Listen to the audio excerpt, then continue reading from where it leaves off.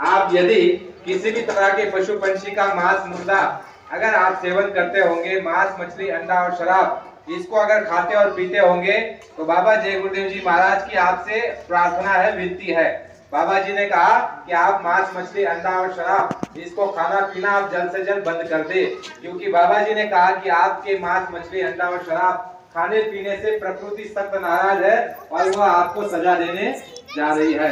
क्योंकि जिस पशु पंछियों को जीने का अधिकार उस प्रकृति ने भगवान ने दिया था, उन्हीं पशु पंछियों के अधिकारों को आपने छीन करके अपने जीवन के स्वाद के लिए आपने उनके गर्दन पर छुरी चला करके उनके मुर्दे मांस को आपने अपने पेट में डाल लिया।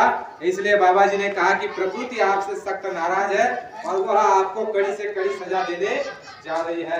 धर्म प्रेमियों, आप अपने धर्म ग्रंथ शास्त्रों को दोबारा उठा करके देख लीजिए। आपके हमारे किसी भी धर्म ग्रंथ शास्त्रों में मांस खाने का जिक्र नहीं है। यह बताया गया है कि किसी भी तरह के पशु पंछी का मांस मुर्दा हम आपको खाने का शास्त्रों ने आदेश नहीं दिया।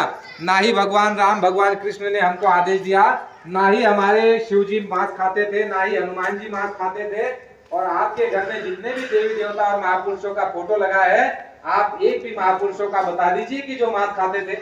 आपने छत्रपति शिवाजी महाराज का फोटो अपने घर पर लगा करके रखा है, तो क्या आपको मालूम है छत्रपति शिवाजी महाराज जीवन काल से शाकाहारी थे? आपने फोटो लगा करके रखा है हनुमान जी का, क्या हनुमान जी मांस खाते थे? भगवान राम क्या मांस खाते थे? भगवान कृष्ण क्या मांस खाते थे? देवी देवता क्या मांस खाते थे?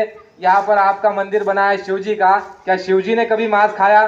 शिव पुराण को उठा करके देख लो, उसमें लिखा गया है कि जो शराब पिएगा, मांस को खाएगा, भगवान और प्रकृति उसको कड़ी से कड़ी सजा देगी। ऐ धर्म प्रेमियों, रावण जो है शिव जी का भक्त था, लेकिन जब उसका खान पान बिगड़ गया, रावण ने शराब पी और मांस को खाया, इसलिए उसकी बुद्धि जो है भ्रष्ट हो गई और माता सीता का अपहरण करके उसने जो है अपने लंका में रखा।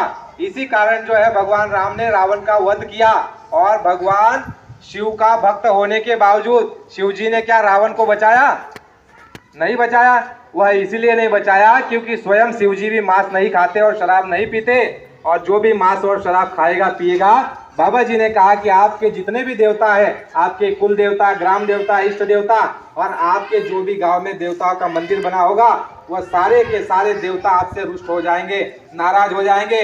और जब देवता, कुल देवता, ग्राम देवता और आपके इष्ट देवता जब नाराज हो जाते हैं, तो वह क्या देते हैं? उनका कोप आप पर होता है। इसलिए आपने उनको नाराज कर दिया। हमने ये कहा कि देवी को बलि चलती है, शिव जी को शराब चलती है। हमने जो है अपने स्वाद के लिए देवी देवताओं को तक बदनाम कर दिया। इसलिए मांस खा करके जो पाप किया वो तो किया, लेकिन देवताओं को भी आपने बदनाम कर दिया। इसलिए उनका कोप होने जा रहा है और हो रहा है। उस कोप से अगर बचना चाहते हो, बाबा जी ने कहा कि प्राकृतिक आपदाओं से अगर आप बचना चाहते हो तो आप शाकाहारी हो जाओ। बाबा जी ने कहा कि प्रकृति आपके कर्मों से सख्त नाराज है, आपके खान पीन से नाराज है, क्योंकि जिन बेगुनाह जानवरों को जीने का अधिकार था, उनके अधिकारों को आपने छीन लिया, उनको मारकर काट करके आपने अपने इस मनुष्य मंदिर में, बाबा जी ने कहा जैसे आपके हमारे तुकाराम महाराज ने क्या कहा, देह हे पंढरी आत्मा हा विठ्ठल। अगर जरी तुमचं देह पंढरपूर आहे तर याच्यामध्ये आपण मांस टाकू शकतो का? पंढरपुर में आप ले जाओ मांस मुर्दा, तो आपको वहाँ के पंडा पुजारी जो होंगे वो आपको धक्का मार के बाहर निकाल देंगे। मंदिर में अगर आप मांस ले जाओगे तो मंदिर का पुजारी आपको डंडा मारेगा, कहा गया का मूर्ख कि मंदिर में मांस डालने की जगह है। इसी तरह महात्माओं ने कहा कि यह आपका जो मनुष्य मंदिर है, ये जिस्मानी मस्जिद है, ये सच्चा हरि का द्वार है, इसमें अगर आपने मुर्दे मांस को डाल लिया तो महात्माओं ने कहा, बाबा ने कहा कि आपका जो ये मनुष्य मंदिर था उसको आपने जीता जागता चलता फिरता कब्रिस्तान और शमशान घाट बना लिया। अब जब आप शमशान घाट और कब्रिस्तान अपने साथ में लेकर के घूम रहे हो तो क्यों भूत प्रेत को डरते हो? भाई हम कहते हैं कि शमशान घाट जाएंगे नहीं रात को, लेकिन यहाँ इस पेट में हमने कितने मुर्दों को डाल दिया, कितने पशु पंछियों को, कितनी मुर्गियों को, कितनी मछलियों को, कितने बकरों को डाल दिया पेट के अंदर में, तो क्या हुआ? उनसे डर नहीं लगता? तो हमने इस मनुष्य मंदिर को, जिस्मानी मस्जिद को, इस सच्चे हरि के द्वार को हमने अगर जो है कब्रिस्तान और शमशान घाट बना लिया, इसीलिए आपके और हमारे पास जो सुख शांति थी वो खत्म हो गई। इसलिए धर्म प्रेमियों, मूल बातों को समझो। बाबा जय गुरुदेव जी महाराज का आदेश हमको है कि जाकर के गांव और कस्बों में बता दो और अपील करो लोगों को। जबरदस्ती नहीं है, ये अपील की जा रही है, प्रार्थना आप सभी से की जा रही है कि धर्म प्रेमियों, नर नारियों, अगर आप मांस मछली अंडा और शराब को खाते और पीते होंगे तो उस काम से जल्दी तौबा करो और अपने गुनाहों की माफी मांग करके शुद्ध शाकाहारी हो जाओ।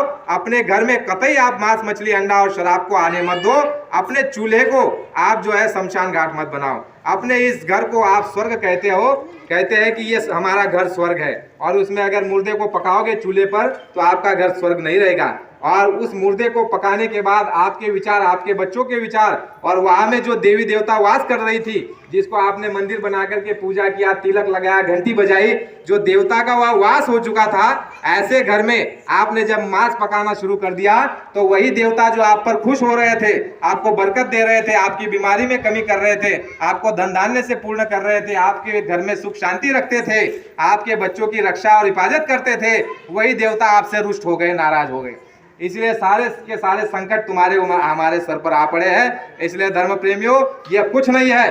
बाबा जी ने कहा कि तुमने अगर मेरी बात को नहीं माना, शाकाहारी समय रहते नहीं हुए, तो वो समय आ रहा है, बाबा जी ने कहा कि लाशें सड़ी पड़ी रहेगी, उठाने वाले न यार मिलेंगे, कहे जय गुरुदेव जमाना बदलेगा। यानी ऐसा समय आएगा कि लाशें पड़ी रहेगी, सड़ेगी, उठाने वाले मिलेंगे नहीं।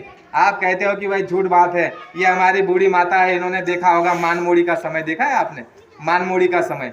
मानमोड़ी के समय में जो है कितने गांव के गांव बैठ गए थे, कितने लोग समाप्त हो गए। ऐसे आज मालूम पड़ता है भाई यहाँ कोई गांव था, लेकिन गांव का नामो निशान मिट गया। वो मानमोड़ी आई थी, प्रकृति की इसको आपदा कहते हैं। और ये थोड़े समय में आपने देखा कि ये कोरोना आया, ऐसी तमाम बीमारियां, ये प्रकृति का कोप होता है। जब आप प्रकृति के नियम को तोड़ देते हो, जब प्रकृति के आप अनुकूल नहीं प्रतिकूल यानी विरुद्ध चलते हो, उस समय पर प्रकृति अपना बाण चलाती है, आपके ऊपर बीमारी दे देती है, फिर भूखमरी दे देती है। भूखमरी का भी समय देखा होगा हमारे बूढ़ी माताओं ने। भूखमरी का जब समय होता है, खाने को अन्न नहीं होता और रोटी रोटी और जेवन करके लोग मर जाते हैं उस समय पर। तो ये प्रकृति कोप होता है धर्म प्रेमियों। इसलिए अपने कर्म को सुधार लो, शाकाहारी भोजन को अपना लो, मांस मछली अंडा और शराब का परित्याग कर दो और अपने नन्हे नन्हे बच्चों को भी खिलाना बंद कर दो। आप भी मत खाओ और आने वाले संकट के समय में महात्मा आपकी रक्षा करेंगे। ये बाबा जी का आपको वचन है, आने वाले संकट में बाबा जी आपकी रक्षा करेंगे। लेकिन आपको बाबा जी का सूत्र पकड़ना होगा। वह सूत्र कौन सा है? शाकाहारी। ये गुरु मंत्र बाबा जी ने दे दिया है 2010 से कि शाकाहारी हो जाओ, ये गुरु मंत्र है।